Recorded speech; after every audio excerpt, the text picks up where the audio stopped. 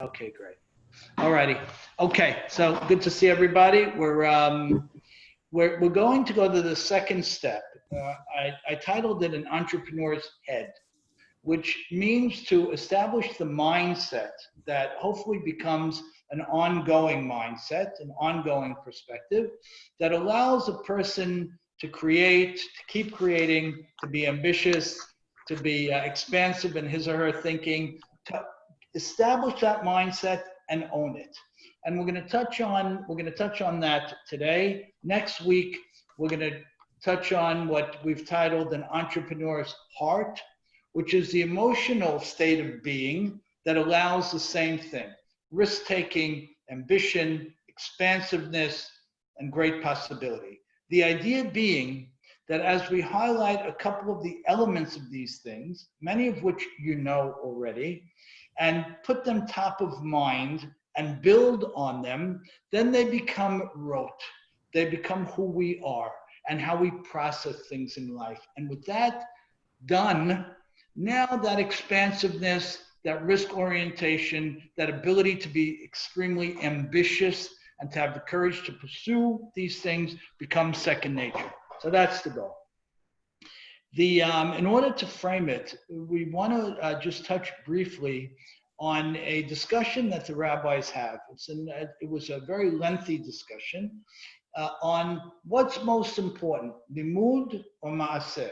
What is really the Jewish person, and let's say the human condition, but let's focus it to our place for now. What is the Jewish person's greater responsibility? Is it to acquire knowledge, or is it to use the knowledge? And it really speaks to two very different world perspectives. If my goal, if my mandate is to acquire knowledge, fine.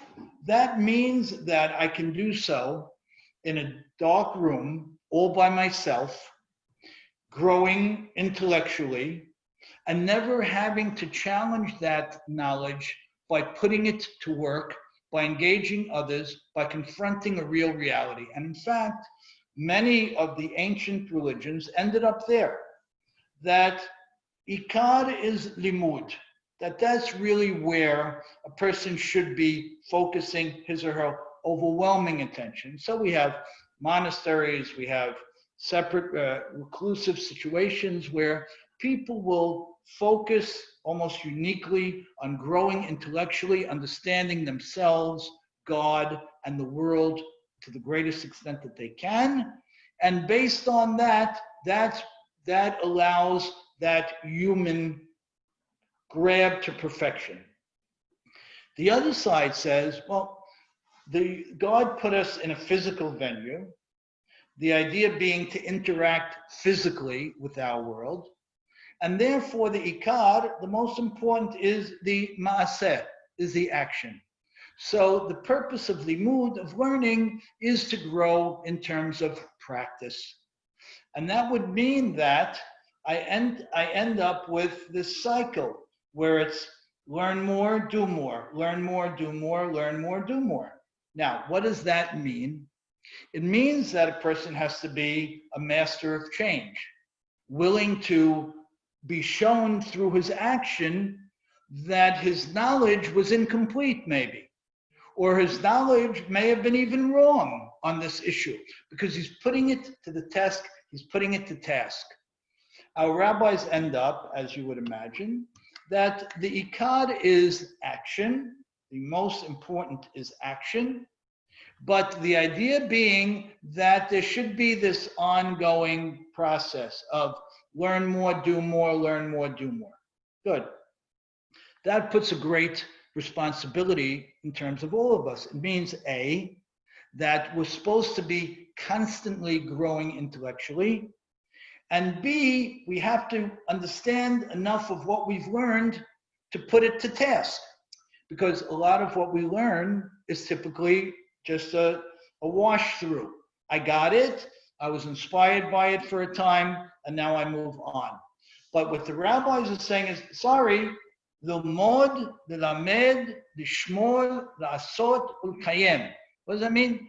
When I learn something, I have to learn it to a point where I can teach it, where I can argue it, the shmor, I can defend it, la'asot, I will do it, and I will mekayem it, meaning it becomes a permanent part of me. So that means that as a student of life, as a student of Torah, as a student of relationships, as a student of all that we hopefully become students of and constantly looking for more things, we can't take a passive perspective about that. We need to go, so to speak, for that master's degree, so to speak, in each area. We need to be able to own it, to articulate it, to teach it, to protect it, to put it into practice, and to permanently make it a part of us. Good. So we start with the model. The model is limud and ma'aseh, knowledge and action, with never a pause, because the limud and ma'aseh has to beget more knowledge, more action, more knowledge, more action. Good.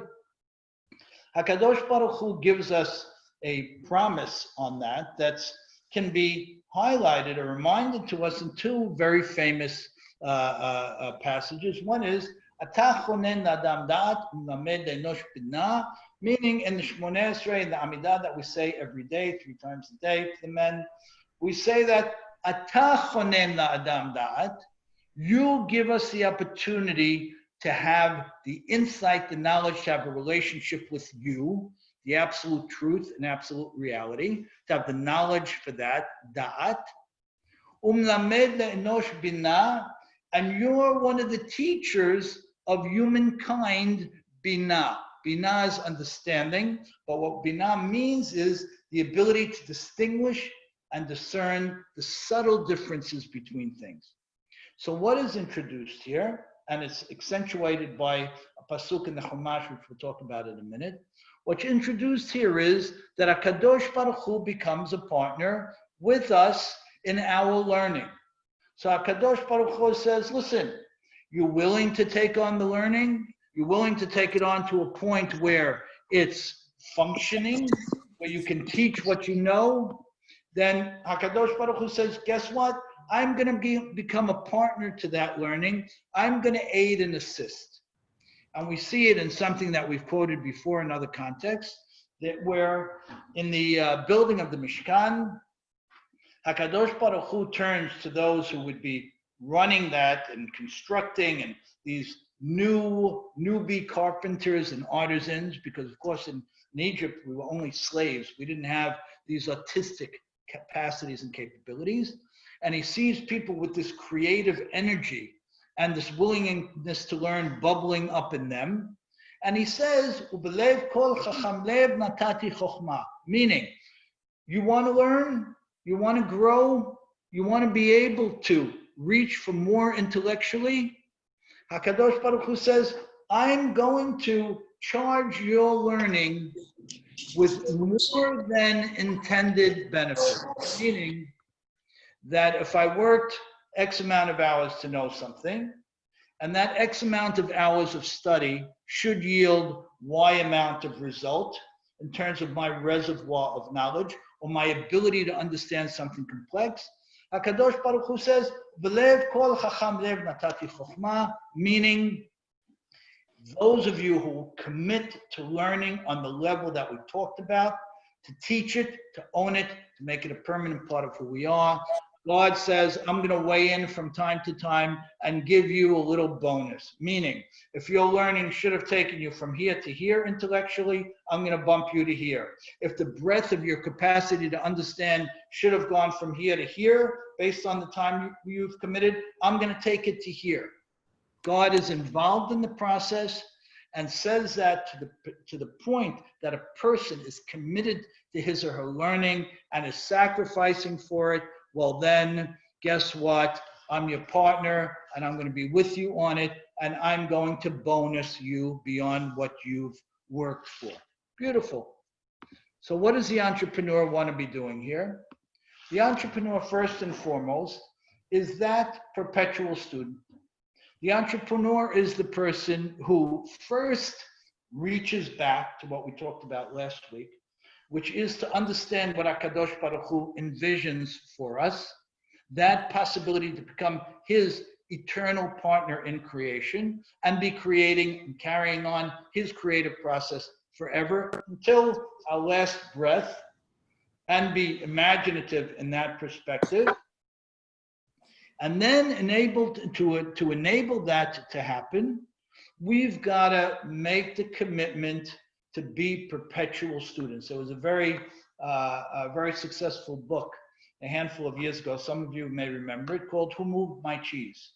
These guys sold millions of copies. It was a very simple book written as a parable. And it was speaking at a time in American business when people were becoming very fixated in terms of their business perspectives and their views. And it spoke to the idea of becoming a change master. Who moved my cheese meant, well, who rearranged my reality to challenge me with all these new challenges? And now how do I acclimate to that? And it came up with certain terms that became terms of art. And one of them became a change master, meaning that people who are entrepreneurs, which is really anyone and everyone, because if we're not an entrepreneur in business, we're an entrepreneur in Chesed. And if we're not an entrepreneur in Chesed, we're an entrepreneur in our family. And if we're not an entrepreneur in our family, Bagadol, in the big sense, we're an entrepreneur in those micro relationships that we love and enjoy with the people who are very close to us. So in every respect, we have to be innovative and creative and ambitious and changing. In order to do so, we have to become perpetual students, which enables us to be change masters. The only one who can be a master of change is someone who is committed to learning all the time. Why? Because as you all know, when you're learning, you're very often confronted with something that proves everything that you knew up until this point wrong. You thought you understood the way nature works, for example, right? As I'm beginning to learn more about now, thanks to Sari. You think you understood a drop of what nature worked like. Now you open a book, you read the first 20 pages, and your entire worldview changes. That's what a student can do. Many people say, I am who I am. I'm 30, I'm 40, I'm 50, I'm 20. This is who I am. Don't try to change me. That's the antithesis of Judaism. Judaism is, I'm a perpetual student. As we know very famously, Moshe Rabbeinu, right? Moshe Rabbeinu is our teacher because he was God's forever student, his primary student. And that's the reason he could be our teacher. And the Talmid Chacham, the language, the term, Talmid Chacham, the person we look to as an intellectual, spiritual guide is just that. He's a student rabbi. And the highest acclamation we can give to someone in Judaism intellectually is Talmid Chacham, a student rabbi. So that's what we want to be. So we want to own this perspective of the entrepreneur's head. We've got to build libraries. We've got to be reading a lot of books at once. I see my son-in-law on the class. He and I did this together a couple of years back, tens of years back, and he's a master of it. He loves to learn. He has a vast and ever-growing library. He and I have shared a lot of this as we've tried to grow together and separately. And you know what? Is nothing more enriching, virtually nothing more enriching, because HaKadosh Baruch Hu essentially is knowledge. He's intellect. What is God other than that? There's nothing physical to God. It's just this unimaginable, unfettered, unbounded knowledge that we relate to. So, you want to be an entrepreneur? You want to be someone who's courageous? You want to be able to deal with a post-corona, for example, right? You want to be able to deal with that and be nimble? You have to be a student. Rabbi Harari, and I've said this many times to his credit, many years ago, we were 17 years old, and he taught us, it was in young Sharet Zion at the time, he said, buy a new book every month. What do you mean, Rabbi? I'm 17. I'm not going to read it. He said, I know, buy it. And then when we went to Israel for the year, he said, buy a new book every week. Guess what? I'm not going to read it. Guess what? You're going to develop a perspective of learning and being surrounded by new knowledge. Now, one of the elements that we further enjoy is a perspective that God is everything. And therefore, even though our primary focus of learning is Torah knowledge, of course, for all the right reasons, everything we learn is part of HaKadosh Baruch Hu's great universe of knowledge. So, what do we recommend in this respect? Build a library. Buy a book every month. You want to buy a book more often, buy a book more often. I've often told the story about Rabbi Isaac Dweck, that he should live long and be healthy, where I saw him on Norwood Avenue a number of years ago, many years ago, and he was literally walking down the block giggling. And I asked him, he was by himself, no cell phones, not listening to anything. Rabbi, what are you laughing about? You're all alone. And he had a book in his hand, and he says, here, look at this.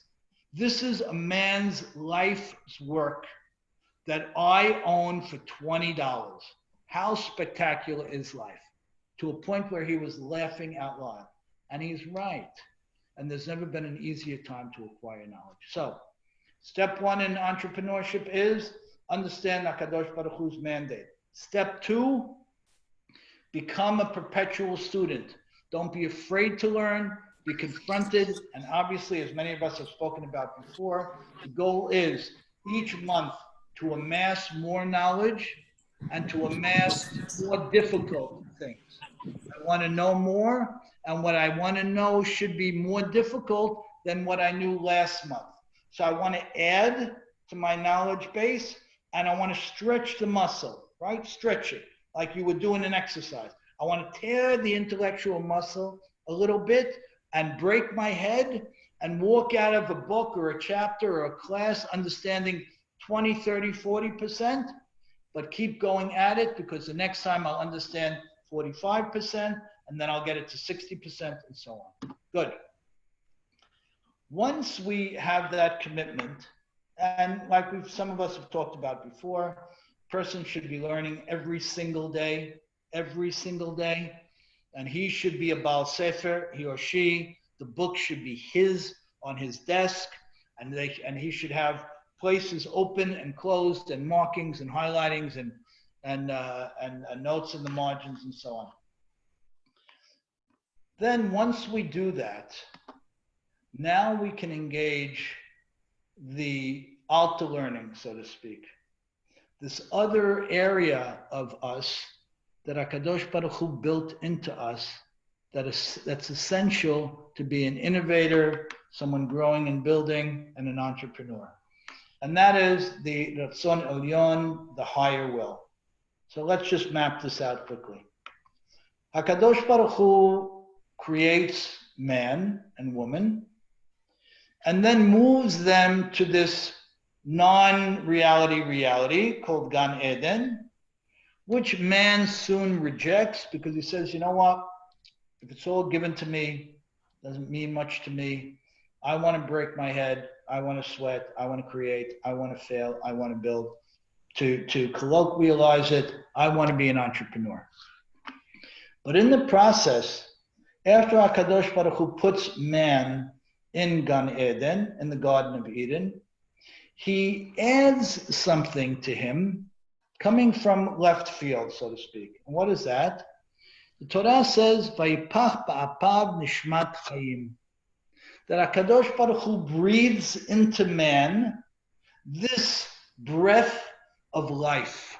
Now, by that time, we know that man is the pinnacle of creation, that man has been mandated, as we discussed last week, with the ability and the obligation to manage the world, to build the world, to master all that preceded him, meaning that the intellectual side of man and the will was already built into him.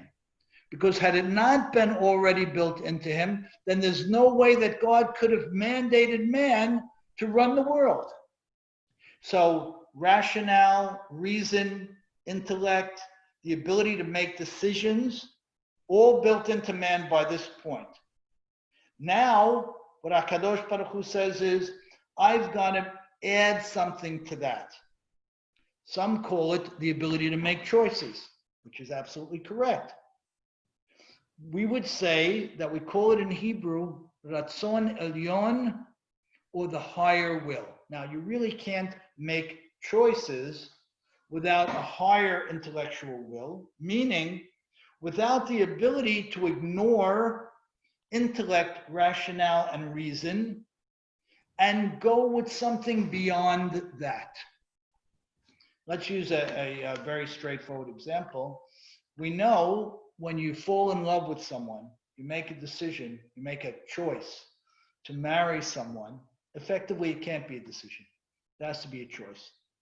Because when you put something on paper in terms of love, it never makes any sense. It can't. You can always rationally, intellectually find enough concerns or doubts to not move a love relationship forward. Because love relationships are not supposed to be assessed on a ratzon tachton, on a rational or intellectual level. They're supposed to be considered on ratzon elyon, on a beyond decision level, on a gut level, on an intuitive sense, on the nishmat chayim that HaKadosh Baruch Hu gives us. So, to create this mindset of entrepreneurship, first thing I got to do is be a student. Be unafraid to say, you know what? I thought something for the last 40 years, and this morning I was proven wrong. How fabulous is that? How fabulous is that? Now, we know ourselves, and we know others who would never allow that to be. But to be an entrepreneur, you must allow that to be. You must be able to change on a dime, laugh it off, and move on. Once you've recognized that and are feeding that intellectual soul that we have, now we've got to move to the beyond intellectual capacity that we have, the higher will, or Ratzon Elyon. We've got to engage it, and we've got to learn to trust it. We've got to learn to engage it and to trust it. Take your gut, take your passion, any modern term you want to call it. We call it higher will. The ancient term is Nishmat Chayim or Ratzon Elyon. Take it, recognize it, and embrace it. Meaning, if you wake up in the middle of the night with an idea and it's completely irrational, don't throw it away. It's probably something God inspired speaking to you. You want it. The last thing you want to lose. As we know, the biggest enemy of the entrepreneur is reality, right? And those big purveyors of reality are, generally speaking, the people who love us the most, that don't want us to be hurt. So what often happens, a person will be inspired by a fabulous idea or possibility that can only come through that Ratzon Elyon. It doesn't make any sense intellectually, rationally. It shouldn't. If it does, it's not what we want. You have plenty of that stuff in the day-to-day, fine. But in terms of the expansive side, it should be irrational. What generally happens? Our adulthood, our cynicism, pours cold water on it. Then we'll run it by one or two people who love us. And because they fear that we're going to be hurt, they can often squash it. Not because they want to hurt us or they want to limit our expansiveness or our opportunities in life. The opposite. They don't want us to be hurt. So do what you do. What do you know about that? Leave it alone. You know what's going on in the world? You know how old you are? What about those failures that you've had in the past? I tell people, and my son-in-law Richie has heard this a lot, I have never gotten involved in a chesed organization in my life, and I've been involved in a bunch of them, where people weren't cynical and negative. Every single time I got involved in something or led a chesed organization, now community, there was invariably more people negative and cynical about it than there were positive. And thank God, this perspective was taught to me early on, and there was, thank God, never the opportunity of walking away from something. So this is how we frame that entrepreneur's perspective. We start to recognize that the nishmat chayim that HaKadosh Baruch Hu gave us after he mandated us to run the realistic, rational, ordered, structured world, that extra shot is the defining shot. It's choices on steroids. It's our ability to reach and to dream and to not be afraid even when it doesn't make sense. That's the human being. And when you read the books of entrepreneurs for the last, a lot of the entrepreneurship has been recorded since the early 1900s. Before that, it's harder to find recordings of people who had great inspiration and possibility. You'll find this type of thing said over and over and over, only in different terms, all the same. It's all the same. So, how do we engage this? And we're going to pull the pieces together with this. How do we engage this Ratzon Elyon? We start to train it. And how do we do that? We do as follows. We ask the Ratzon Elyon a question. And the best time to do it, as some of us have spoken about, is first thing in the morning, when the neshama has been charged up with the new insights it got in the shamayim the night before. Ask a couple of questions. Question number one, if I could do anything at all in area of life X, what would I do? Now, as you own an entrepreneur's mindset, you ask the question in every area of life. If I could do anything I want, separate from reality, separate, not restricted by reality. Remember, the reality stuff is down here, in my mind, in my consciousness, in my rationale. If I could do anything that I want, separate from reality, in my career, in a career possibility, what would I do? What would I do? And if an answer comes to mind, when an answer comes to mind, write it down immediately.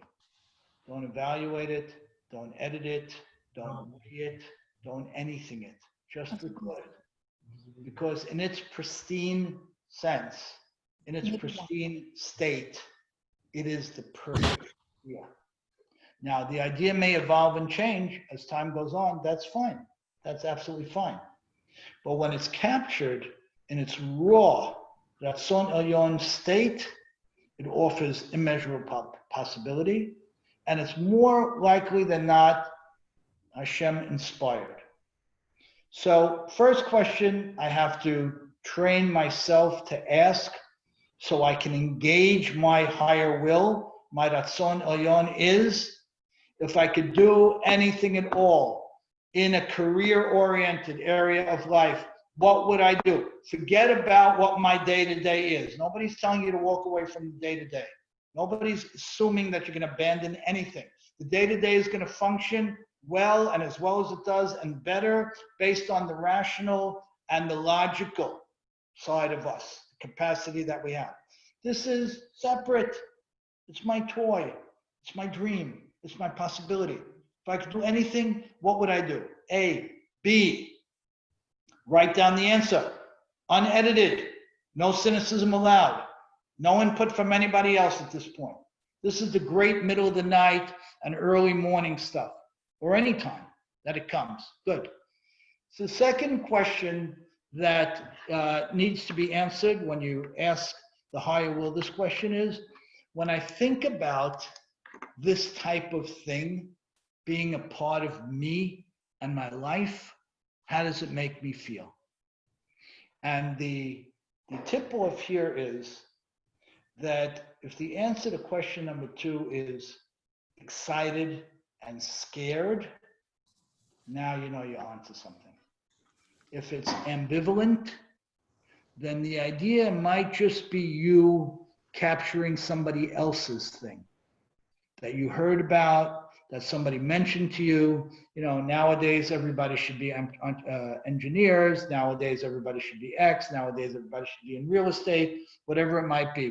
We hear these things all the time. So if you're not feeling energized and excited, it might very well be that it's someone else's idea.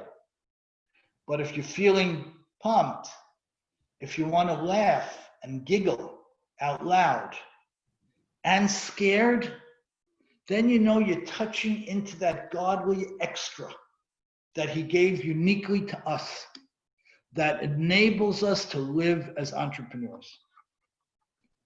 So we'll just pull the pieces together and close.